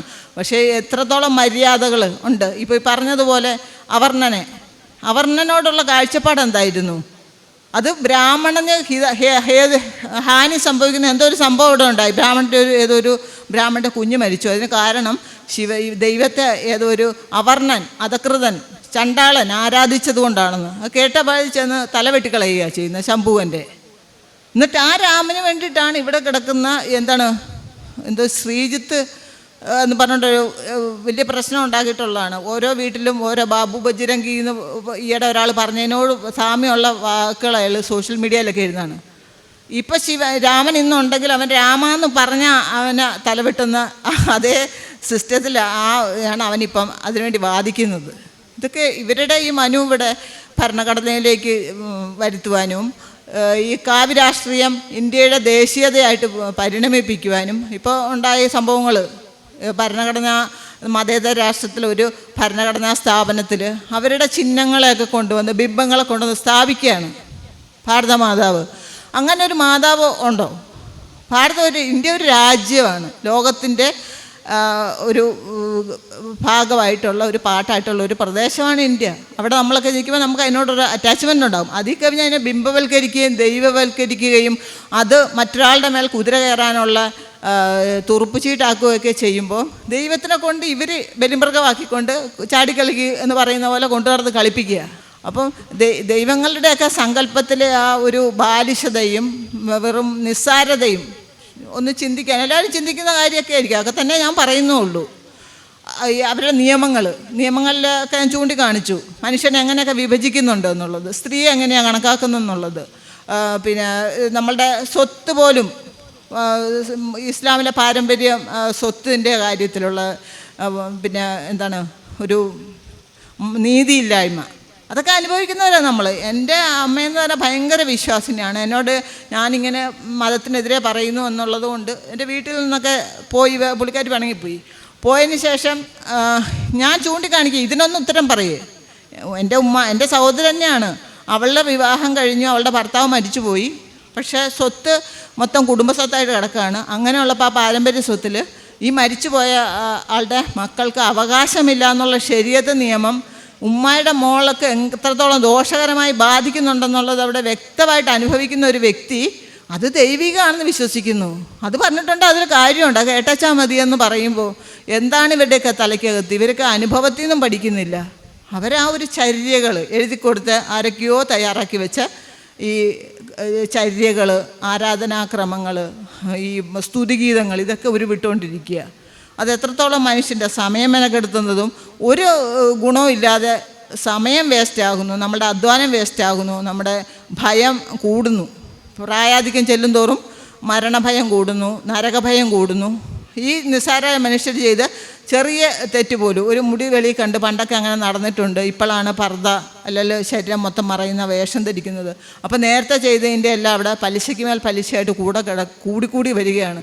ഇപ്പോൾ ഈ വയസ്സാം കാലത്ത് ഡ്രസ്സിങ് കോഡ് ചേഞ്ച് വരുത്തി. പക്ഷേ നേരത്തെ മുൻ കാല പ്രാബല്യത്തോടു കൂടി പലിശയുടെ മേൽ പലിശയായിട്ട് കിടക്കുകയാണ്. ഇതിനൊക്കെ അവിടെ ചെല്ലുമ്പം നരകത്ത് നിത്യ നരകം, അല്ലെങ്കിൽ കുറച്ച് കാലം കഴിയുമ്പോൾ, ഏതാണ്ട് എത്രയോ വർഷങ്ങൾ, കോടി വർഷങ്ങൾ കഴിയുമ്പോൾ അവിടുന്ന് മുക്തി കൊടുക്കും, കുറച്ച് വിശ്വാസി ആയിരുന്നതുകൊണ്ട്. അതൊക്കെ കൊണ്ട് ഭീതിജനകമാണ് അവരുടെ ഓരോ നിമിഷവും, ഓരോ ദിവസവും. ഒരു ദിവസം ഇച്ചിരി നമസ്കാരം വൈകിപ്പോയാലുള്ള ഭയം. അപ്പോൾ ഈ കാലില്ലാത്തവരും കണ്ണില്ലാത്തവരും എല്ലാം നമസ്കരിക്കുന്നതിൻ്റെ വീഡിയോ ക്ലിപ്പുകൾ ഉസ്താദന്മാരിട്ട് പ്രസംഗിക്കുന്നു. അവർക്ക് പോലും ചെയ്യാം. പിന്നെ നിനക്ക് എല്ലാ പരിപൂർണ്ണ ആരോഗ്യമുള്ള നീ അലസത കാണിച്ചു, അതിന് വേറെ അഡീഷണൽ ശിക്ഷ. അങ്ങനെ സ്വസ്ഥതയില്ലാത്ത ജീവിതം നയിക്കാനാണ് ഇവരുടെയൊക്കെ വിധി. നമ്മൾ സന്തോഷമായിട്ട് ഭയമില്ല, കാരണം ഇതിലൊന്നും വാസ്തവമില്ല. ആരെ ഉപദ്രവിക്കാതെ വല്ലവർക്കും പറ്റിയെങ്കിൽ ഉപകാരം ചെയ്യുക, ഉപകാരം ചെയ്തില്ലെങ്കിലും വേണ്ടിയില്ല ഉപദ്രവിക്കാതിരിക്കുക. ഓരോരുത്തർ അവരവരുടെ ഇഷ്ടത്തിന് സമാധാനത്തോടെ സന്തോഷത്തോടെ ജീവിക്കുന്നതിന് വേണ്ടി അവരെ നിർബന്ധിച്ച് ഇതിലേക്ക് ചര്യകളിലേക്ക് കൊണ്ടുവരുന്നതിൻ്റെ കാര്യം എന്താണ്? അതും കൂടെ ഈ മാതാപിതാക്കളുടെ പേരിലാണ് ഭയപ്പെടുത്തി വെച്ചേക്കുന്നത്. ഇതിൻ്റെ ഈ മക്കൾ ഇത്രയും പ്രായമായ ഞാൻ മതം വിട്ടതിൻ്റെ ശിക്ഷ എൻ്റെ അമ്മയ്ക്ക് കൊടുക്കുക എന്ന് പറഞ്ഞാൽ ആ ദൈവത്തിൻ്റെ വിവരം ഒന്ന് ഓർത്തോണം. ഞാൻ ഇത്രത്തോളം പ്രായപൂർത്തിയായി, ചിന്താശേഷി വന്നു, എൻ്റെ തീരുമാനങ്ങൾക്ക് അംഗീകാരമുള്ള ഒരു രാജ്യത്താണ് ഞാൻ നിൽക്കുന്നത്. ഈ ഇവിടുത്തെ മനുഷ്യാവകാശങ്ങളും വ്യവസ്ഥയെല്ലാം പുരോഗമിക്കപ്പെട്ടു. അതിൻ്റെ ഫലമായിട്ട് സ്ത്രീക്ക് അവളുടെ ഇഷ്ടത്തിന് ജീവിക്കാനുള്ള അധികാരം കിട്ടിയിട്ടുണ്ട്. അപ്പോൾ ആ ഒരു ബലത്തിലാണ് നിൽക്കുന്നത്. ഇപ്പം യേശു എല്ലാവർക്കും വേണ്ടി ക്രൂശ കയറിയതുപോലെ എൻ്റെ എല്ലാ കുറ്റത്തിനും വേണ്ടി എൻ്റെ ഉമ്മായ ക്രൂശ കയറ്റുക എന്ന് പറഞ്ഞാൽ ആ ദൈവം വെളിവുണ്ടോ? വെളിവില്ല എന്ന് തന്നെയാണ് എൻ്റെ വിശ്വാസം. അങ്ങനെ പോലും ഈ സ്വന്തം മക്കളുടെ ജീവിതത്തിൽ, അല്ലെങ്കിൽ മകളുടെ ഈ ഭർത്താവ് മരിച്ചിട്ട് വരുന്ന ഈ സ്വത്തിൻ്റെ കാര്യത്തിലായാലും ഒരുപാട് കാര്യങ്ങളിൽ നമ്മൾക്ക് എതിരായിട്ട് ഈ നിയമം നിൽക്കുന്നുണ്ടെന്ന് മനസ്സിലാക്കിയിട്ട് പോലും അത് വിശ്വസിക്കാനായിട്ട്, തുടരാനായിട്ട് അവരെ നിർബന്ധിതമാക്കുന്ന ഭയം തന്നെയാണ്. അപ്പോൾ ഈ ഭയപ്പെടുത്തിക്കൊണ്ട് മാത്രമേ ഇവർക്ക് മുന്നോട്ട് പോകാനായിട്ട് കഴിയത്തുള്ളൂ. നമ്മൾ ഈ സമാധാനവും സാഹോദര്യവും കാത്തു സൂക്ഷിക്കാൻ, ഇതിൻ്റെയൊക്കെ അർത്ഥശൂന്യത മനസ്സിലാക്കുവാനും നമ്മളുടെ നെക്സ്റ്റ് ജനറേഷനോട്, ഇപ്പോഴത്തെ കുട്ടികളൊക്കെ ഒട്ടും തന്നെ ഒരു പ്രസംഗമൊന്നും കേട്ടിരിക്കാനുള്ള ക്ഷമ അവർക്കില്ല. അവർ റീൽസുകൾ അതുപോലുള്ള വെറും ഇതിൻ്റെയൊക്കെ പുറകെയാണ് പോകുന്നത്. അപ്പോൾ ഞാൻ എൻ്റെ വീട്ടിൽ എൻ്റെ കുഞ്ഞിനോട് പറ്റെന്നൊക്കെ പറഞ്ഞു കൊടുത്ത് അവനെ മനസ്സിലാക്കിയിട്ടുണ്ട്. അവൻ്റെ സ്കൂളിൽ എന്തോ ചോദ്യം ചോദിച്ചെന്ന് പറഞ്ഞു. അപ്പോൾ എൻ്റെ പൊന്നു മോനെ ഒരു ക്രിസ്ത്യൻ സ്കൂളിലാണ് പഠിക്കുന്നത്, അവിടെ ഒന്നും ചെന്ന് നീ നിൻ്റെ യുക്തിവാദത്തിൻ്റെ ആ ഒരു നേരിയ സ്ഫുരണം പോലും കാണിച്ചേക്കരുത്, കാരണം അവനവിടെ തുടർന്ന് പോകണം.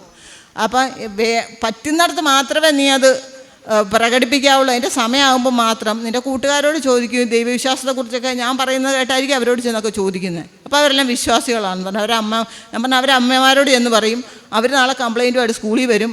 ഇങ്ങനെ ഒരു കുട്ടി അവരുടെ അമ്മയും കൂടെ ഇങ്ങനെ ദൈവത്തിനെതിരായിട്ട് സംസാരിക്കുന്നു പറയുന്നത്. അതിന് പ്രശ്നം. അതുകൊണ്ട് നീ ഇപ്പം നിശബ്ദ പാലിക്കും. നീ സത്യം എന്തെങ്കിലും മനസ്സിലാക്കുമല്ലോ. നിനക്ക് സത്യം ഏതാണെന്ന് മനസ്സിലായാൽ നീ അങ്ങോട്ട് പോയിക്കോ. സത്യം ഏതാണെന്ന് നീ തന്നെ തീരുമാനിക്കേണ്ട ഒരു ബുദ്ധിയൊക്കെ കുറയ്ക്കുന്ന കാലം വരുമ്പോൾ കുട്ടിക്കത് പറയാം. ഇപ്പോൾ എൻ്റെ മോൻ മിണ്ടാതിരിക്കുന്നതാണ് എല്ലാം കൊണ്ടും നല്ലത്. അതിൻ്റെ പാപ്പയും പറയുന്നതാണ്, വിഡ്ഢികളോട് തർക്കിക്കാൻ നിൽക്കരുത്, അത് നമുക്ക് ഒരുപാട് ദൂഷ്യങ്ങൾ വരുത്തുമെന്ന്. ഇപ്പോൾ ഈ ഉക്കടത്ത് ഒരു മുസ്ലിം മതം വിട്ടുപോയ ഒരു ഫാറൂഖ് എന്ന് പറഞ്ഞ ചെറുക്കനെ കൊന്നു. അവനെ ഇത് വിഡ്ഢികളോട് സംസാരിക്കാൻ പോയി, അവരെ ബോധ്യപ്പെടുത്താൻ ശ്രമിച്ചു. ഇതൊക്കെയാണ് വാസ്തവം.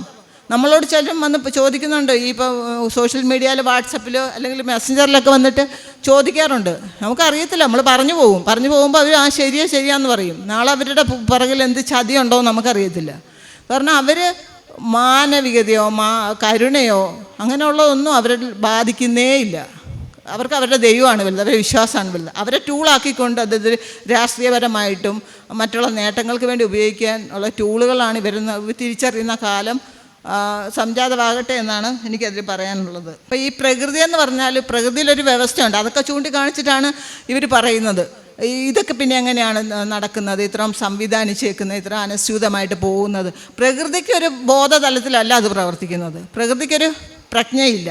അതൊരു ഒരു വ്യവസ്ഥയില്ലാതെ സംഭവിക്കുന്നുണ്ടോ. അതിൽ ചില നല്ലതും സംഭവിക്കും, ചിലത് മോശം സംഭവിക്കും. അതൊരു പ്രത്യേക ആരെങ്കിലും ഡയറക്റ്റ് ചെയ്യുന്നതാണെന്ന് നമുക്ക് തോന്നാറില്ല. അങ്ങനെ തോന്നുവാണെങ്കിൽ ഈ ദൈവങ്ങളൊക്കെ ശരിയായിരുന്നെങ്കിൽ നമ്മുടെ അടുത്ത് തന്നെയുള്ള ഈ വയനാട്ടിൽ നടന്ന ദുരന്തങ്ങളിൽ 3 ദൈവങ്ങളുടെ ആളുകളും മരണപ്പെട്ടു. അവരൊന്നും നിരീശ്വരവാദികളോ യുക്തിവാദികളോ ആയിരുന്നില്ല. അവരൊക്കെ ആ സമയത്ത് അത്രയ്ക്കും ആത്മാർത്ഥമായിട്ട് വിളിച്ച് കരഞ്ഞിട്ടുണ്ടായിരിക്കാം. അവരെ ആരെയും രക്ഷിക്കപ്പെടുന്നതായിട്ട് നമ്മൾ കാണുന്നില്ല. ഏതെങ്കിലും ഒരു പ്രത്യേക വിശ്വാസം ഉള്ളത് കൊണ്ട് പ്രകൃതിയിൽ എന്തെങ്കിലും പ്രത്യേക ആനുകൂല്യം ഇവരാരും നേടുന്നതായിട്ട് നമ്മൾ കാണുന്നില്ല. വിമാനാപകടം ഉണ്ടായി, വിശ്വാസികളായിരുന്നത്, അവരൊക്കെ എത്രയോ ചങ്ക് പൊട്ടി നിലവിളിച്ചിട്ടുണ്ടാകും. എത്ര ഭീതിജനകമായ അന്തരീക്ഷമായിരുന്നു അതിനകത്തുണ്ടായിരുന്നത്. അപ്പോൾ പോലും അവിടെ നിന്ന് രക്ഷപ്പെടുത്താനായിട്ട് ഒരു ശക്തിയും വരുന്നില്ല. ഏതെങ്കിലും ഒരു ശരിയായ ദൈവം ഉണ്ടെങ്കിൽ, ഒരു ശരിയായ വിശ്വാസം ഉണ്ടെങ്കിൽ ആ ആൾക്കാരെയെങ്കിലും ഒന്ന് പ്രൊട്ടക്റ്റ് ചെയ്യണ്ടേ. നമ്മളിപ്പോൾ വിശ്വാസികൾ പോകുന്ന തീർത്ഥാടനങ്ങൾ, ഇവിടെ എല്ലാം ഇവർക്കൊക്കെ അപകടങ്ങൾ സംഭവിക്കുന്നുണ്ട്. അത് ചോദിച്ചാൽ പറയാം അത് പിന്നെ മനുഷ്യന് മരണം പറഞ്ഞിട്ടുള്ളതാണ്. പിന്നെ എല്ലാ ശരീരവും മരണത്തെ രുചിക്കുമെന്നൊരു ഖുർആൻ വചനമുണ്ട്. അതിപ്പോൾ ദൈവം പറയണോ? അത് നമുക്കറിയാം. ജീവനുള്ള എല്ലാ വസ്തുവിനും നാശം ഉണ്ടാകും, നശ്വരമാണ്. അപ്പോൾ അത് ദൈവവചനം കണ്ടില്ലേ പറഞ്ഞേക്കുന്നത്, എല്ലാ ദേഹങ്ങളും മരണത്തിൻ്റെ രുചി അറിയുമെന്ന്. അതുപോലെ തന്നെ നിങ്ങളൊരാണിൽ നിന്നും പെണ്ണിൽ നിന്നുമാണ് സൃഷ്ടിച്ചതെന്ന് പറയുന്നു. അതൊക്കെ നമുക്കറിയാവുന്ന കാര്യങ്ങളാണ്. ദൈവം പ്രത്യേകിച്ച് പറയേണ്ട കാര്യമുണ്ടോ? അതുപോലെ തന്നെയാണ് ഈ മരണത്തിൻ്റെ കാര്യവും. മരണം എല്ലാവരും അനുഭവിക്കുമെന്നുള്ളത് ദൈവത്തിൻ്റെ അല്ലെങ്കിൽ ഈ അത്രയ്ക്ക് കഴിവുള്ള ദൈവമാണെങ്കിൽ ഇന്ന് നടക്കുന്ന ആധുനിക സംവിധാനങ്ങളെക്കുറിച്ച് അവരൊരു സൂചന നൽകണം, പറയണം. നമ്മുടെ മൊബൈൽ ഫോൺ ഉപയോഗിക്കുന്നുണ്ട്, ഇലക്ട്രിസിറ്റി ഉപയോഗിക്കുന്നുണ്ട്.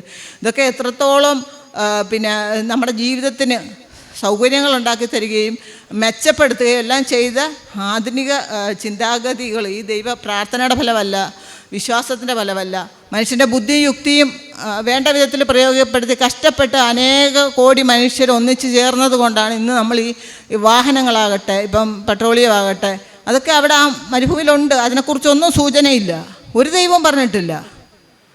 അപ്പോൾ അതിൽ നിന്നൊക്കെ നമുക്ക് മനസ്സിലായി നമ്മുടെ മുമ്പിൽ വസ്തുത നമുക്കറിയാവുന്ന കാര്യങ്ങൾ കാണിച്ചിട്ട് അത് പറഞ്ഞത് കണ്ടില്ല, ഇത് പറഞ്ഞത് കണ്ടില്ല. ഈ വരാനുള്ള കാര്യങ്ങളെക്കുറിച്ച് പറയാം. 2000 അടുത്ത 100 ആണ്ട് കൂടെ കഴിയുമ്പോൾ ഇവിടെ എന്തെല്ലാം മാറ്റങ്ങളായിരിക്കും നമുക്ക് സങ്കല്പിക്കാൻ പറ്റില്ല. അതിൻ്റെ സൂചന തരട്ടെ? അതൊന്നുമില്ല. അതൊക്കെ കണ്ടുപിടിച്ച് കഴിയുമ്പോൾ ഇവരെല്ലാം അതിൻ്റെ അതിൻ്റെ അവകാശവാദം പറയും. ഇപ്പോൾ ഈ ഭഗവത്ഗീത വിമാനത്തിൽ കത്തിയില്ല, ഖുർആൻ കത്തിയില്ല, ഭൂകമ്പത്തിൽ ഖുർആൻ കിട്ടി, തീ പിടിച്ചിട്ടും കത്തിയില്ല. ഇതൊക്കെയാണോ ദൈവത്തിൻ്റെ വലിയൊരു അസ്തിത്വത്തിൻ്റെ തെളിവായിട്ട് നമ്മളോട് സംസാരിക്കുന്നത്? ഒക്കെ എത്ര ബാലിശമാണെന്നുള്ളത് അവർ മനസ്സിലാക്കുന്നില്ല. അവരൊക്കെ പ്രഘോഷിക്കുകയാണ്, ഷെയർ ചെയ്യപ്പെടുകയാണ്. അപ്പോൾ ഇതിനൊക്കെതിരെ ഇത് ശരിയാണോ എന്ന് സാധാരണ കേവല ബുദ്ധിക്ക് വരുന്ന ചോദ്യങ്ങൾ നമ്മൾ ചോദിക്കുന്നുള്ളൂ. അതിനാണ് ഈ നമ്മൾ തോന്നിവാസം ജീവിക്കാൻ വേണ്ടിയിട്ട് ഇറങ്ങി തിരിച്ചതാണെന്നുള്ള ആരോപണങ്ങൾ ഉണ്ടാകുന്നത്. ഇപ്പോൾ ഇവർ ജൂതന്മാരുടെ നമ്മൾ ഈ ഭാരതീയർ അവർക്ക് അനുകൂലമായിട്ട് സംസാരിക്കുന്നു. അതായത് പ്രത്യേകിച്ച് ഈ വർഗീയപരമായിട്ട് അവരിവിടെ ഉണ്ടായിരുന്ന ആൾക്കാരാണ്. ഇന്ത്യ അവർ സ്വന്തം ദേശമായിട്ട് കരുതിയിട്ടില്ല. അവർ ഇസ്രായേലാണ് അവരുടെ മാതൃരാജ്യം. അങ്ങോട്ട് പോകാനായിട്ട് ഓരോ ജൂതനും ശ്രമിച്ചത്. അവിടെ നമ്മളിപ്പം അവർക്ക് പിന്തുണ കൊടുക്കുന്ന നമ്മൾ അവിടെ ചെന്നാലുള്ള ഇന്ത്യൻസിനോടുള്ള അവരുടെ പ്രവൃത്തികൾ നമ്മൾ വീഡിയോ കാണുന്നുണ്ട്. അവർ തിരഞ്ഞെടുക്കപ്പെട്ട ജനതയാണ്. ദൈവം വാഗ്ദാനം ചെയ്യപ്പെട്ട, സ്വർഗം വാഗ്ദാനം ചെയ്യപ്പെട്ട തിരഞ്ഞെടുക്കപ്പെട്ട ആൾക്കാരുള്ള മതമാണ്. അതിന് വെളിയിലേക്ക് ആർക്കും പോകാനും ആകത്തില്ല, അതിനുള്ളിൽ നിന്ന് ആർക്കും അകത്തേക്ക് സ്വീകരിക്കപ്പെടുകയില്ല. അവരൊരു അടഞ്ഞ ക്ലോസ്ഡ് ആയിട്ടുള്ള ഒരു സംവിധാനമാണ് അവരുടേതുള്ളത്. ആ ആൾക്കാരും അവരുടെ ഈ ദൈവസങ്കല്പങ്ങൾ എത്രത്തോളം പ്രബുദ്ധരും ശാസ്ത്രവും എഡ്യൂക്കേഷനുള്ളതും ശാസ്ത്രലോകത്ത് സംഭാവനകൾ തന്നതാണെങ്കിൽ പോലും അവരിൽ ഈ അന്തർലീനമായിട്ട് ഈ വിശ്വാസങ്ങൾ അവരെ കൊണ്ടുപോകുന്നുണ്ടെന്നുള്ളതാണ് ഏറ്റവും ഖേദകരം. അതിനെയൊക്കെ ചൂണ്ടിക്കാണിച്ചുകൊണ്ടാണ് അവർ പോലും വിശ്വാസികളാണ്, എന്നിട്ടാണ് ഒന്നും അറിയാത്ത നീയൊക്കെ കിടന്നുകൊണ്ട് ദൈവത്തിനെതിരെ സംസാരിക്കുന്നതെന്ന്. ആ വിശ്വാസങ്ങൾ ഇവരംഗീകരിക്കുമോ? ഇല്ല. ഇവരുടെ ദൈവത്തെ അവരംഗീകരിക്കുമോ? അവരുടെ യഹോവയെ ഇവരംഗീകരിക്കുമോ? ഇല്ല. യഹോവയും അള്ളാഹുവും രാമനും കൃഷ്ണനും എല്ലാം മതവിശ്വാസികൾ പറയുമ്പോൾ ഞങ്ങളെല്ലാം വിശ്വാസികളാണ്, വിശ്വാസമില്ലാത്തവരാണ് എല്ലാ അക്രമത്തിനും കാരണം എന്ന് പറയുമ്പം ഇവർ തമ്മിൽ തന്നെ ശണ്ടയാണ്. ദൈവം ഏതാണ് ശരി? രാമനാണ് ആത്യന്തികമായിട്ടുള്ള ശക്തി, കഴിവ്. പിന്നെ അങ്ങനെയുള്ള രാമൻ ആത്മഹത്യ ചെയ്യത്തില്ല, സരീവിച്ചാടി ആത്മഹത്യ ചെയ്യത്തില്ല ആത്യന്തികമായ ശക്തി ഉണ്ടെങ്കിൽ. കൃഷ്ണന് അമ്പേൽക്കത്തില്ല മനുഷ്യൻ്റെ കയ്യിൽ നിന്ന്. പിന്നെ യേശുവിന് ക്രൂശിൽ കിടന്ന് മറ്റുള്ള ജൂസിൻ്റെ കയ്യിൽ നിന്ന് കൊണ്ട് ക്രോസൊക്കെ കിടന്നുകൊണ്ട് നിലവിളിക്കേണ്ടി വരത്തില്ല. അവർക്ക് കഴിവുണ്ടെങ്കിൽ അവർ നമ്മളെ കൂടെ രക്ഷിക്കാൻ അവർക്ക് പറ്റും. അവർക്ക് പോലും അവരെ രക്ഷിക്കാനാകുന്നില്ല. ഒരു കുടുംബജീവിതം തകർന്നു പോകുന്നതാണ്. ഇവരുടെ ആരുടെയും കുടുംബജീവിതം സമാധാനമല്ല, കൃഷ്ണൻ്റെ അല്ല. ആ യാദവകുലം മൊത്തം നശിച്ചു പോവുകയാണ്, തലതിരിഞ്ഞ പേരക്കിടങ്ങളെ കാരണം.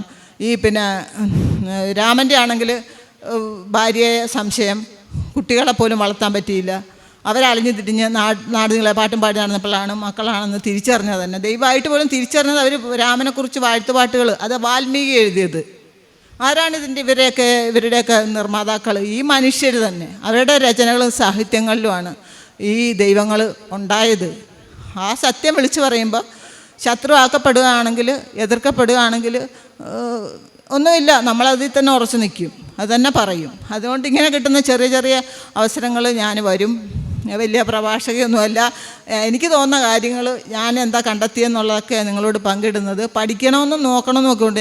എനിക്ക് ഒരു സ്വാഭാവികമായിട്ടുള്ള മടി, എനിക്ക് ഭയങ്കര മടി, ഓർമ്മക്കുറവൊക്കെ ഉണ്ട്. ഇപ്പം മടിയുടെ കൂടുതലുകൊണ്ടായിരിക്കാം.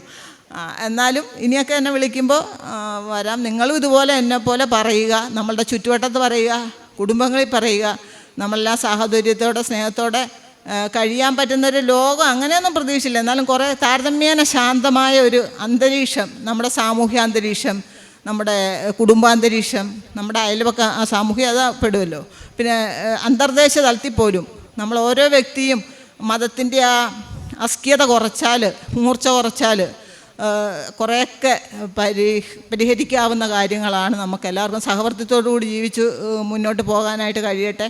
അതിനുവേണ്ടിയുള്ള പരിശ്രമത്തിൽ എല്ലാവരും ഭാഗഭാക്കാകുക എന്ന് പറഞ്ഞുകൊണ്ട് ഞാൻ എൻ്റെ വാക്കുകൾ നിർത്തുന്നു. നന്ദി, നമസ്കാരം. കണ്ടു. അതായത് നമ്മൾ യുക്തിവാദിയാണ്, നമ്മുടെ ആദർശങ്ങളും കൂടുതൽ ആൾക്കാരോട് സംസാരിക്കാനും തർക്കിക്കാനും നിൽക്കണ്ട.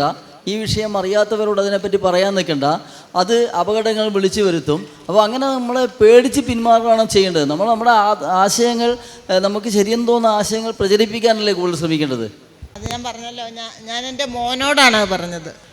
കാരണം അവൻ കുട്ടിയാണ്, അവൻ പഠിക്കുന്നതൊരു മതസഭ നടത്തുന്ന സ്കൂളിലാണ്. അവിടെ ചെന്നിട്ട് ദൈവമില്ല, മതമില്ല, നമ്മളതിനെതിരെ ഇതൊക്കെ വെറുതെയാണ്, പ്രാർത്ഥനയൊന്നും വേണ്ട, എണീറ്റിരിക്കേണ്ട, ഇങ്ങനെയൊന്നും അവൻ പ്രകടിപ്പിക്കേണ്ട. നീ ഇപ്പം അവന് പക്വതയാകുമ്പോൾ മാത്രം നീ പറയുക. ഞാൻ എൻ്റെ ഫേസ്ബുക്കിൽ എഴുതാറുണ്ട്, ഞാൻ പ്രസംഗിക്കാറുണ്ട്, എനിക്ക് ഭയമൊന്നുമില്ല. കാരണം ഇപ്പോൾ ഉള്ള സത്യം വിളിച്ച് പറയുകയാണ്. നമ്മളാരും ഉപദ്രവിക്കുകയല്ല. നമ്മളിവിടുത്തെ ശാന്തമാക്കാനാണ്, അന്തരീക്ഷം ശാന്തമാക്കുക, സഹവർത്തിത്വം ഉണ്ടാകുക. നിങ്ങൾക്ക് വിശ്വസിക്കുകയില്ല നടത്തില്ല. എൻ്റെ 2 പെൺകുട്ടികളെയും ഹിന്ദു സമുദായത്തിൽ നിന്നുള്ള ചെറുക്കന്മാരാണ്. ഒരാളെ കല്യാണം കഴിഞ്ഞു, ഒരാളുടേത് എല്ലാം ആയി നിൽക്കുന്നു. അപ്പോൾ അത്രയ്ക്ക് തൻ്റെ ഇടം ധൈര്യം കാണിക്കുന്ന ഒരു വ്യക്തിയാണ് ഞാൻ. എനിക്ക് പേടിയില്ല. പേടി ഞാൻ പറഞ്ഞത് ഈ പക്വതയില്ലാത്ത കുട്ടികളുടെ ഇടയിൽ അവർക്കതിന് പ്രാപ്തിയാകുമ്പോൾ മാത്രമേ അത് സംസാരിക്കാവൂ. പിന്നെ ഇപ്പോൾ ഈ ഫാറൂഖിനെ സംഭവിച്ച് ഞാൻ പറഞ്ഞു, നമ്മളോട് എങ്ങനെയുള്ള ആൾക്കാരാണ്. ഞാനത് തുറന്ന് എൻ്റെ സോഷ്യൽ മീഡിയ വഴിയും പ്രസംഗങ്ങളിലുമൊക്കെ ഞാൻ ഈ കാര്യങ്ങൾ, ഇതിൻ്റെ എല്ലാം ഘടകങ്ങൾ ഉൾപ്പെടുത്തിയാണ് ചെറിയ കാര്യം പോലും പറയുന്നത്. പിന്നെ ചിലർക്ക് എന്നോട് ഞാൻ സുഡാപ്പിയാണെന്ന് പറയും. കാരണം കൂടുതൽ ഇസ്ലാമിസ്റ്റുകൾ മൊത്തം എന്താണ്, ആരിഫ് ഹുസൈൻ പറഞ്ഞതുപോലെ അവരെല്ലാവരും പിന്നെ ഈ സ്ലീപ്പിംഗ് സെല്ലാണ്, ജിഹാദികളാണെന്നാണ് പറഞ്ഞത്. അപ്പോൾ അതിനെതിരെയൊക്കെ നമ്മൾ സംസാരിക്കും. കാരണം നമ്മുടെ വീട്ടിലുള്ളവരെ കുറിച്ച് നമുക്കറിയാം. അവർക്ക് മതത്തിലെ നല്ല കാര്യങ്ങൾ, നല്ല വശങ്ങൾ മാത്രമേ അവർ പഠിച്ചിട്ടുള്ളൂ. അവരാരും ഈ പിന്നെ ഇതിൽ നമ്മൾ പറയുമ്പോഴാണ് ഇവർ ഇതൊക്കെ അറിയുന്നത് തന്നെ. അല്ല, ജബ്ബാർ മാഷ് പറയുന്ന അതിൻ്റെ ഒന്ന് വീഡിയോ അയച്ചു കൊടുക്കുമ്പോഴായിരിക്കും അവർ പറയുന്നത് ഇങ്ങനെയൊന്നും ഇല്ല. ഞാൻ പറഞ്ഞു, നിങ്ങൾ ചോദിച്ചു നോക്കൂ, നിങ്ങളല്ലെങ്കിൽ ഫോണിൽ തന്നെ ഒന്ന് സെർച്ച് ചെയ്ത് നോക്കൂ. അത് ക്രിസ്ത്യാനികൾ ഉണ്ടാക്കിയ കഥകളാണ്, അത് മുസ്ലിങ്ങളുടെ അല്ല. ഇതൊക്കെയാണ് എങ്ങനെ പറഞ്ഞ് മനസ്സിലാക്കാൻ പറ്റാത്ത ആൾക്കാരുണ്ട്, തീവ്രമായിട്ട് വിശ്വസിക്കുന്നവരുണ്ട്. അവർക്ക് ചിലപ്പോൾ നമ്മളോട് ഏത് രീതിയിലാണ് നമ്മളോട് ഇടപെടുന്നത്, ശരിക്കും അവർ ഇത് മനസ്സിലാക്കിയിട്ട് നമ്മളോട് സംസാരിക്കുവാണോ, അതോ ഇവർ വല്ല അജണ്ടയും ഉള്ളി വെച്ചുകൊണ്ടുകൊണ്ടാണ്? അത്രയ്ക്കും മാത്രം ഞാൻ നിശ്ചിതമായിട്ട് കീറി മുറിച്ചൊന്നും വിമർശിക്കുന്നില്ല, അതിൻ്റെ ആവശ്യമില്ല. കാരണം ഒരുപാട് പേര് ഇതേ ഒരു വിഷയം, എനിക്ക് എല്ലാ മതങ്ങളും, ഇപ്പോൾ ഇസ്ലാം മാത്രം ഇല്ലായ്മ ആയതുകൊണ്ടോ ഇസ്ലാമികൾ മൊത്തം മതം വിട്ടതുകൊണ്ടോ മാത്രം ഇവിടെ നന്നാകാനൊന്നും പോകുന്നില്ല. എല്ലാവരിലും ഉള്ള ഇത്തരം അന്ധവിശ്വാസങ്ങൾ ആ ഒരു മൂർച്ച കുറയ്ക്കുക, ക്രമേണ അത് ഇല്ലാതാകുക. ഇതൊന്നും ഇല്ലാത്ത രാജ്യങ്ങളുണ്ടല്ലോ, സ്കാൻഡിനേവിയൻ രാജ്യങ്ങൾ, അവിടെയൊക്കെ മനുഷ്യർ എത്രത്തോളം സമാധാനപരമായിട്ടാണ് ജീവിക്കുന്നത്. അവിടെ ഇങ്ങനെയുള്ള നമ്മളുടെ പ്രതിരോധ സംവിധാനങ്ങൾക്ക് വേണ്ടി ഇത്ര പണം ചിലവാക്കണോ? ഇത്ര കലാപങ്ങളുണ്ടോ? മനുഷ്യരുടെ കണ്ണുനീര് വീഴുന്നുണ്ടോ? വേദനകളുണ്ടോ? ഇല്ല. അപ്പോൾ അത് തിരിച്ചറിയുക. ഒരു ദൈവവും ആരെയും രക്ഷിക്കാൻ വരത്തില്ല. ഒരു കലാപം ഉണ്ടായാൽ ആ കലാപം ഇരയാക്കപ്പെട്ടവനും ഉണ്ടാക്കിയവൻ്റെയും ദൈവം ഈ രണ്ടു കൂട്ടരും രക്ഷിക്കുന്നില്ല, അവനെ തടയുന്നില്ല, ആയുധം എടുക്കുന്നവനെ തടയുന്നില്ല. ഇരയാക്കപ്പെടുന്നവൻ്റെ ദൈവം ഇരയാക്കപ്പെടുന്നവനെ രക്ഷിക്കുന്നുമില്ല. ഇതൊന്നും ഇവർ മനസ്സിലാക്കണ്ടേ? അത് മനസ്സിലാക്കാത്തിടത്തോളം കാലം പിന്നെ ഒന്നും ചെയ്യാനില്ല. എങ്കിലും പറഞ്ഞുകൊണ്ടേയിരിക്കും. ഞാൻ കുട്ടിയുടെ കാര്യമാണ് സംസാരിച്ചത്.